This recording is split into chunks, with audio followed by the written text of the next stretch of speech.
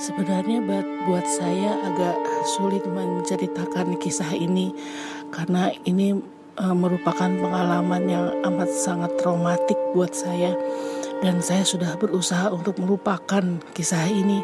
Dan memang saya sudah lupa gitu dengan cerita ini karena kejadiannya udah lebih dari 20 tahun yang lalu ya.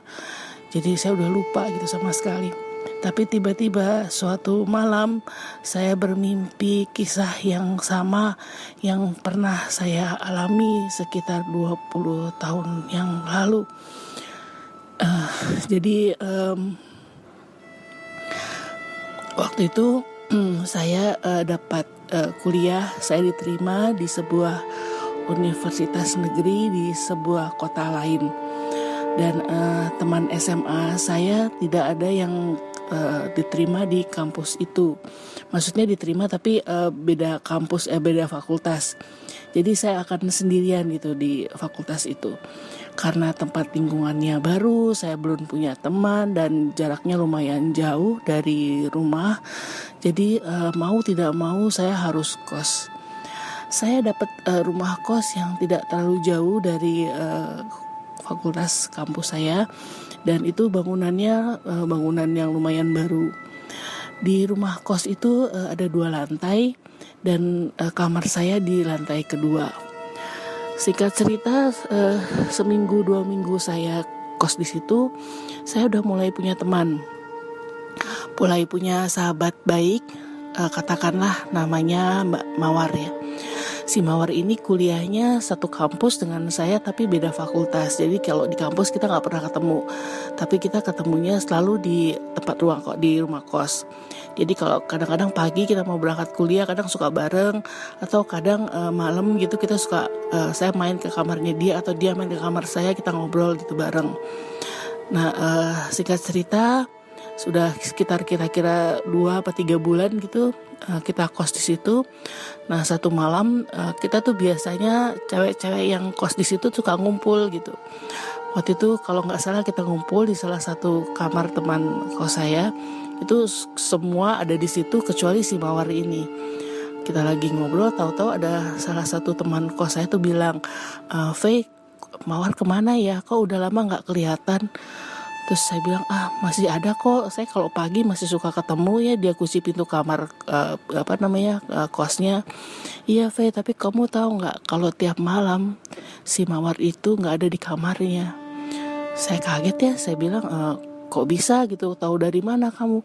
Iya, soalnya kan kita kan kalau malam kan kadang suka main gitu ke kamar-kamar gitu, atau ngecek-ngecek gitu ada siapa gitu, atau siapa yang belum pulang. Jadi kita tahu gitu. Dan udah hampir sebulan ini saya ketok tuh kamarnya Mawar tuh nggak ada jawaban. Terus saya bilang, mungkin Mawarnya udah tidur kali. Enggak Faye gitu, saya pernah ngeliat, ada salah satu teman lagi yang ngomong, enggak Faye, saya pernah ngeliat itu dia ada di pinggir jalan sendirian, kayak nggak tahu lagi nunggu siapa, pokoknya dia ada di jalan gitu, saya sendirian. Saya panggil dia nggak nengok, kata salah satu teman saya ini. Terus teman saya bilang, coba deh Faye, lo tanyain deh sama Mawar, kali aja dia ada masalah atau ada apa, kan kasihan juga gitu kalau dia pulangnya malam terus. Terus akhirnya saya pikir ya udah deh, saya coba ya gitu, karena memang di antara teman-teman semua itu saya yang paling dekat gitu dengan si Mawar ini. Akhirnya saya satu malam saya ketuk kamarnya Mawar, belum malam waktu itu ya, baru hampir maghrib gitu. Saya ketok kamarnya Mawar dan dia ada di kamarnya, lalu kita ngobrol panjang lebar. Dan akhirnya saya tanya gitu sama dia, Mawar, maaf ya, saya dengar dari teman-teman kalau tiap malam kamu tuh suka nggak ada di kamar. Sebenarnya kamu tuh kemana? Di situ tuh dia agak kaget ya, dan akhirnya dia bilang, iya Faye, sebenarnya aku udah punya pacar. Dan mukanya tuh ya gimana ya, ngelihat nama cewek baru pertama kali pacaran gitu kan. Jadi mukanya tuh seneng gitu, matanya berbinar-binar gitu. Jadi, dan dia tuh menceritakan cowoknya ini nih, aduh gitu.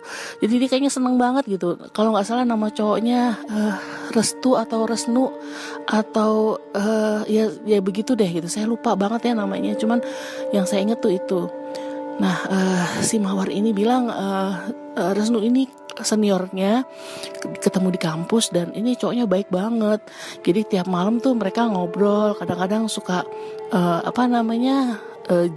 duduk di depan atau di ruang tamu gitu. Jadi sebenarnya menurut Mawar mereka nggak kemana-mana, cuma ngobrol aja gitu di ruang tamu.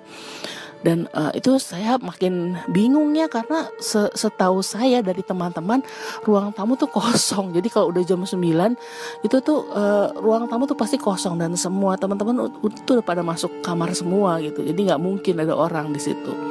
Tapi si Mawar ini ngotot gitu. Dia bilang, enggak Faye, beneran kok. Masa sih gue bohong? Gue gak kemana-mana. Gue ada di ruang tamu itu ngobrol sama Resnu. Masa teman-teman gak ngeliat? Katanya gitu. Terus dia bilang, kalau gak percaya nanti malam lo gue kenalin deh sama Resnu. Ntar malam dia mau datang. Terus saya bilang, ya udah deh boleh gitu ya. Mungkin saya mau nemenin. Saya juga pengen kenal yang mana sih yang namanya Resnu ini gitu. Kok bisa bikin temen saya ini si Mawar tuh jatuh cinta banget deh. Nah akhirnya saya nungguin tuh, saya sama Mawar nunggu di kamarnya. Dan akhirnya sekitar udah malam waktu itu ya, mungkin sekitar jam 10, setengah 11 gitu. Akhirnya si Mawar tuh bilang, Faye, Resnu udah datang. Nah terus akhirnya si Mawar ini udah dandan gitu, cantik. Waktu itu saya agak heran ya, karena saya pikir ini cowok kok namu gitu malam banget gitu, hampir setengah 11 kalau nggak salah. Jadi jadi kita keluar, si Mawar ini udah lari duluan gitu ke ruang tamu. Dan dia sambil ngomong, teriak gitu, saya denger karena kamarnya Mawar nggak jauh dari ruang tamu. Si Mawar ini bilang, Faye buruan Faye, Resnu udah datang. Dan si Mawar ini buka pintu ruang tamu. Dan begitu saya keluar dari kamar kosnya Mawar, saya jalan ke depan menuju ruang tamu. Dan di depan pintu itu yang saya lihat adalah pocong. Aduh, itu pocongnya itu serem banget. Aduh, merinding saya ini. Jadi pocong gede, kain kafannya juga kotor banget, dan saya nggak ngeliat mukanya karena waktu itu saya langsung jerit. Saya ingat saya jerit sekenceng-kencengnya, dan itu menyebabkan teman-teman yang lain itu pada keluar kamar semua. Terus si Mawar itu akhirnya ngedeketin saya secara cepat dan dia bilang, Faye kenapa? Terus saya bilang, wah itu pocong. Saya bilang itu pocong. Dan Mawar itu cuma bilang, apa sih Faye? Ini Resnu. Dan pada saat dia ngomong begitu dan hampir bersamaan teman-teman kos yang lain keluar kamar semua, dan teman-teman saya semua itu pada teriak bareng-bareng gitu, pada jerit semuanya. Dan yang saya lihat pada saat itu pocongnya tiba-tiba hilang dan si Mawar pingsan. Aduh, itu sangat mengerikan buat saya, karena itu merinding saya, karena itu jelas sekali di depan mata saya. Dan si Mawar pingsan. Akhirnya Mawar ini rame-rame kita bawa ke kamarnya. Dan pada saat dia sadar, kita berusaha nyadarin dia.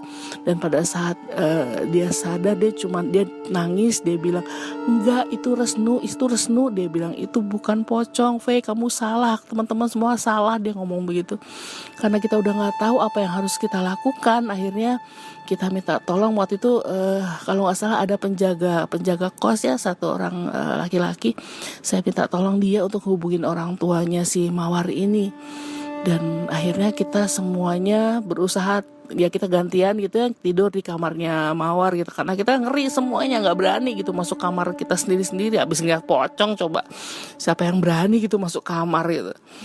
Dan akhirnya esok harinya pagi-pagi orang tuanya Mawar ini datang waktu itu, dan Mawar tuh masih shock gitu, dia nggak tidur semalaman. Kalau nggak salah saya dan ada siapa lagi itu yang nemenin Mawar ini, kelihatan banget gitu dia shock, dia nangis terus. Dan begitu orang tuanya datang, saya ceritakan semuanya sama orang tuanya, dan ya udah saya keluar kamar.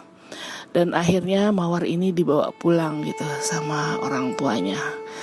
Waktu itu kejadiannya cepet banget ya, jadi saya nggak sempet tahu dia rumahnya di mana, asalnya dari mana. Saya cuma tahu dia orang tuanya tuh dia tinggalnya nggak, ya masih satu kota lah, cuman jauh gitu dari kampus kita gitu.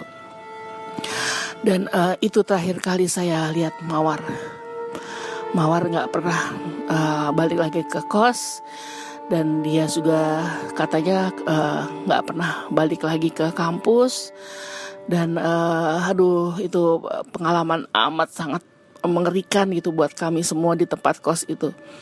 Dan sejak kejadian itu, tiap malam kamar kami selalu diketok, dan kami tidak ada yang berani untuk bukain pintu. Dan teman-teman kos saya mulai pindah satu persatu. Setelah si Mawar pulang, pada hari itu juga pemilik kos datang, dan kita semuanya diminta untuk berjanji tidak menceritakan kisah ini ke siapapun. Dan saya sudah memenuhi janji saya untuk tidak menceritakan kisah ini ke siapapun sampai hari ini. Karena saya tahu tempat kos itu sudah tidak ada, jadi sudah beralih fungsi, dan pemiliknya juga sudah pindah katanya dari tempat itu. Buat saya ini pengalaman yang amat sangat mengerikan. Perlu waktu lama buat saya untuk melupakan cerita ini. Saya nggak tahu gimana kabarnya Mawar sekarang. Kalau dia dengar, mudah-mudahan kamu nggak apa-apa ya.